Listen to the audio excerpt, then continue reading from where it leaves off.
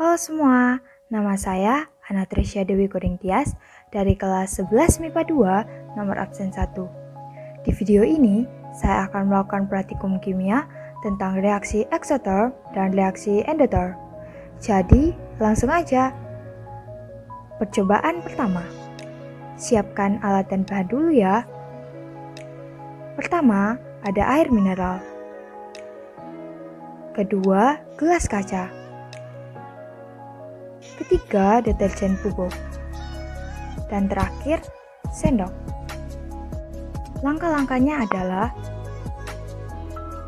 pertama, masukkan air mineral ke dalam gelas kaca.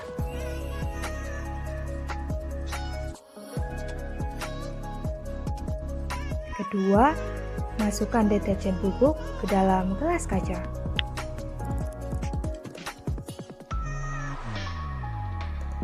Lalu aduk.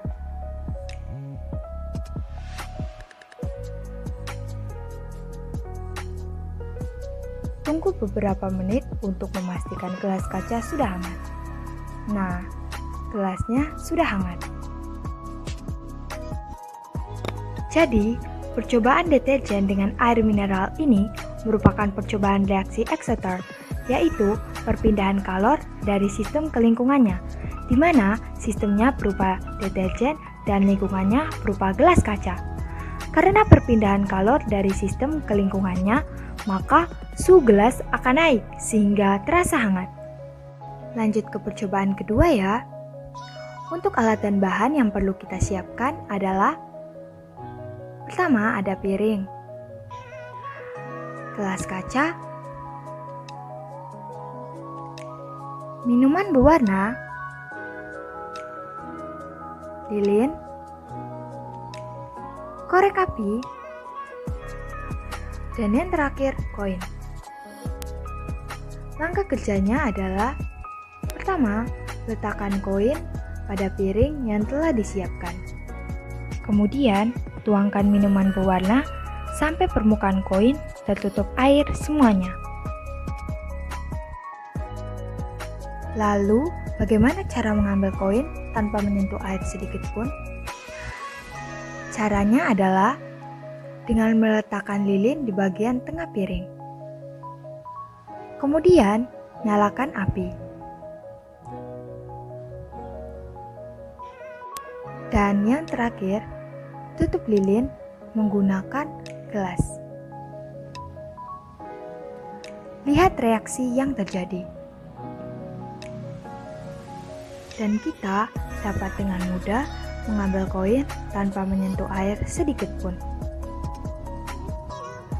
Reaksi yang terjadi pada percobaan kedua ini merupakan reaksi endoter, karena reaksi tersebut merupakan reaksi perpindahan panas dari lingkungan ke sistem. Air yang berada pada lingkungan akan terserap masuk ke dalam gelas karena lilin dalam gelas tersebut kehabisan oksigen, sehingga api dari lilin akan mati dan menyerap air dari lingkungan luar.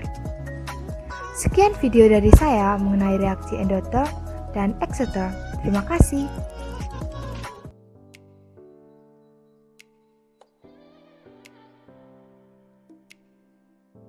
Alat dan bahan: effervescent botol kaca dan 100 ml air suhu ruang.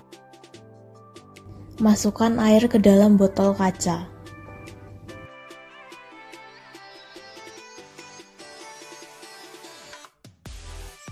Masukkan 1 tablet effervescent dan nyalakan stopwatch.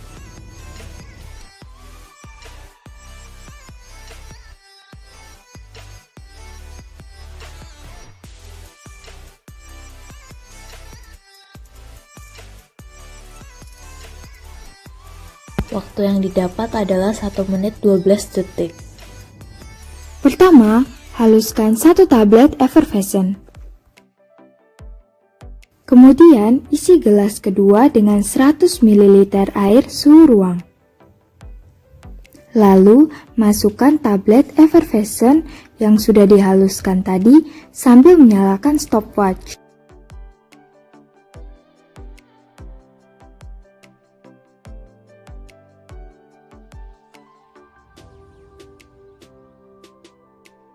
Segera hentikan stopwatch saat tabel larut semuanya. Catat waktunya.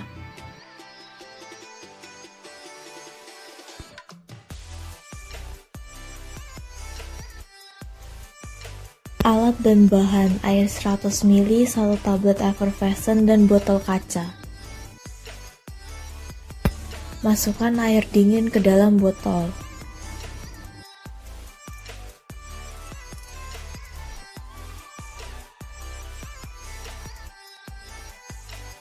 Masukkan 1 tablet effervescent dan nyalakan stopwatch.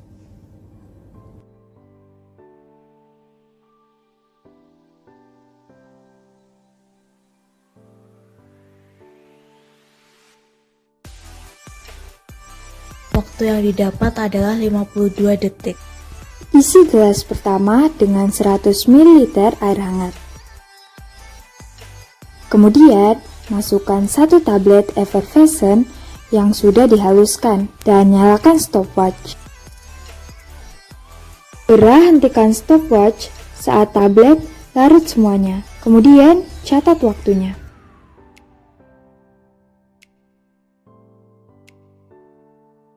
Alat dan bahan: cuka, botol kaca, balon, soda kue, dan sendok teh. Masukkan cuka ke dalam botol.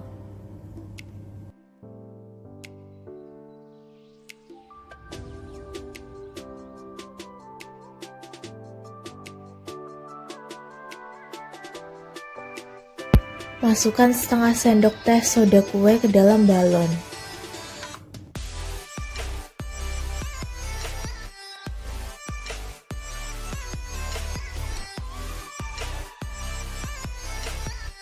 Pasangkan balon pada mulut botol.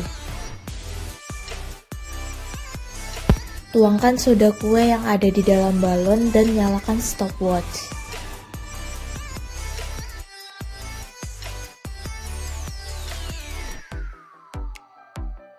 Waktu yang didapat adalah 12 detik.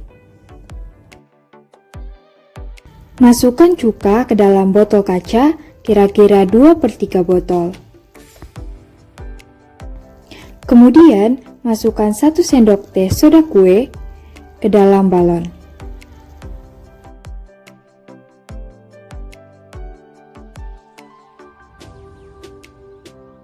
Lalu, pasangkan balon pada mulut botol. Soda kue di dalamnya jangan sampai tertuang ke dalam botol. Kemudian, tuangkan soda kue sambil nyalakan stopwatch-nya.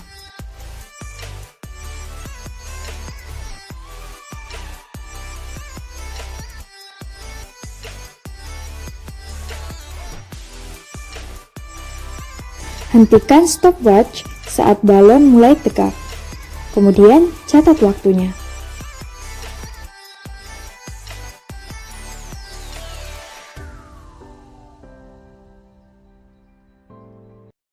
Pertama, luas permukaan sentuh cat padat dengan ukuran kecil atau serbuk. Semakin besar permukaan bidang sentuh, maka tumbukan antar partikel akan semakin sering terjadi, sehingga reaksi berjalan lebih cepat. Ukuran partikel yang semakin kecil akan memperbesar luas permukaan bidang sentuh cat yang bereaksi. Yang kedua, pengaruh suhu terhadap laju reaksi. Ketika suhu dinaikkan, maka partikel reaktan akan bergerak lebih cepat sehingga energi kinetiknya lebih besar. Energi kinetik yang besar akan mempercepat terjadinya tumbukan. Jadi, jika suhu dinaikkan, maka tumbukan efektif semakin sering terjadi. Yang ketiga, pengaruh konsentrasi terhadap laju reaksi. Semakin besar konsentrasi, maka semakin banyak molekul reaktan yang tersedia. Dengan demikian, kemungkinan pertumbukan akan semakin banyak, juga sehingga kecepatan reaksi meningkat. Jadi, semakin tinggi konsentrasi, semakin cepat pula laju reaksinya.